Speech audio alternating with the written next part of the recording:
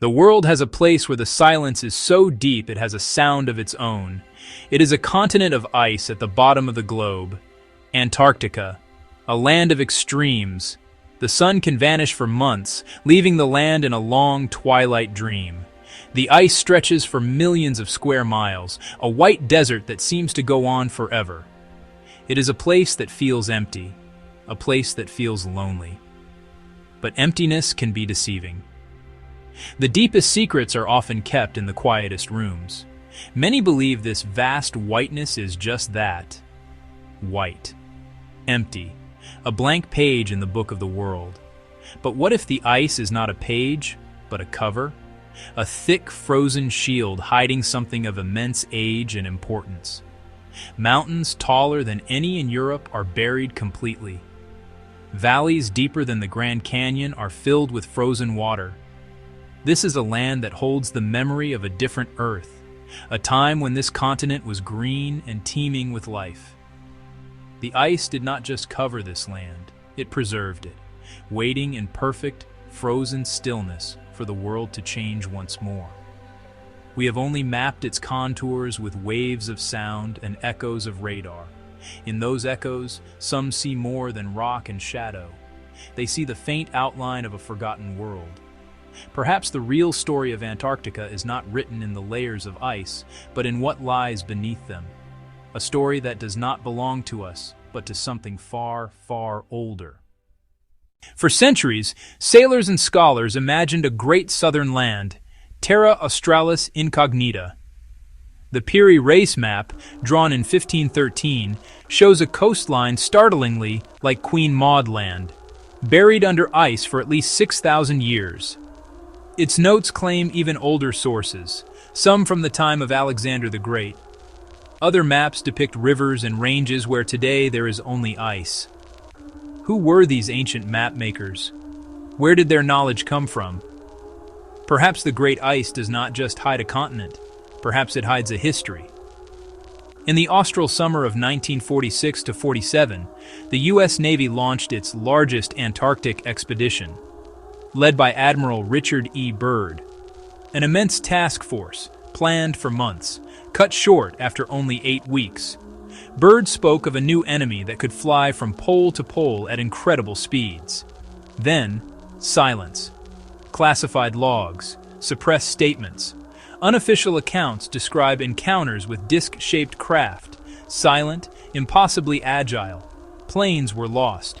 A confrontation, not a training exercise. If true, someone or something was already there. Around the same time, a new phenomenon appeared in skies worldwide, unidentified flying objects. They came to be known as the Greys. What if they are not from another planet, but from another time? Future humans, returning. And in the oldest stories, the Anunnaki, powerful teacher gods, architects, miners of gold. Two stories, worlds apart, yet perhaps connected, two sides of the same coin. And what if their ancient base of operations is hidden where no one would think to look? Beneath the ice. Imagine a place buried under 2 miles of solid ice, a place that has not seen the sun in 100,000 years. Imagine a city, not of stone and mortar, but of crystal. Hallways that seem to sing with a low, resonant hum. The walls pulse like a sleeping heart. This is the image whispered by fringe research and buried testimonies. A hidden city beneath the Antarctic ice. Such a place would be more than shelter. It would be a machine. Crystals, remarkable for their perfect repeating structures, store and transmit energy with astonishing efficiency. Such architecture would not be built, but grown, according to the laws of crystallography. A fractal landscape of geometric perfection lit from within. Streets paved with polished night, energy channeled and amplified like water through a living watershed. The sound you would hear is the music of the city itself. Frequency wave theory proposes that everything, sound, light, even matter, is a wave. Strike one and the other sings, without touch. Resonance. Tuned crystals could interact with the universe's waves, drawing energy from the vacuum, shaping fields of space and time. Traditions of sound as power may be folk memories of a lost science, harmonics, resonance, geometry. Tuned correctly, a crystal city could be a transmitter, a shield, a clock that bends time.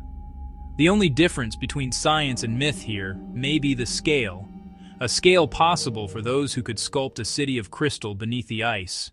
The Sumerian tablets speak of the Anunnaki, beings of power and longevity.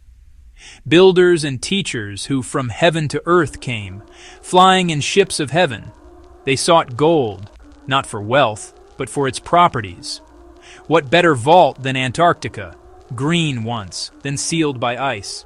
A command center, a library, a final outpost, perhaps sleeping still. The Greys may be a future branch of us. Small bodies, large brains, eyes grown for darker worlds. Some say they return for what we still have, robust genetic material, to study their past and to find the Anunnaki's lost technology. The greatest prize for time travelers, a city that manipulates space-time and stores knowledge as light. Researchers and military alike report strange energy readings in Antarctica.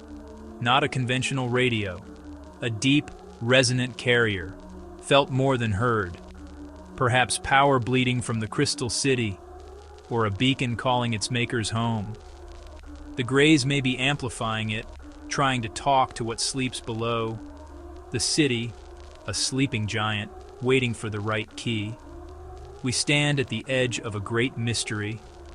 Ancient myths, modern encounters, and secret expeditions, threads of a larger story. The hum from below is a clock ticking as the polar wind blows over endless ice. Are we the only ones listening? If you wish to continue to explore the evidence and theories, find more at drewponder.substack.com. The search for answers is a journey we can all take. We just need to know where to look.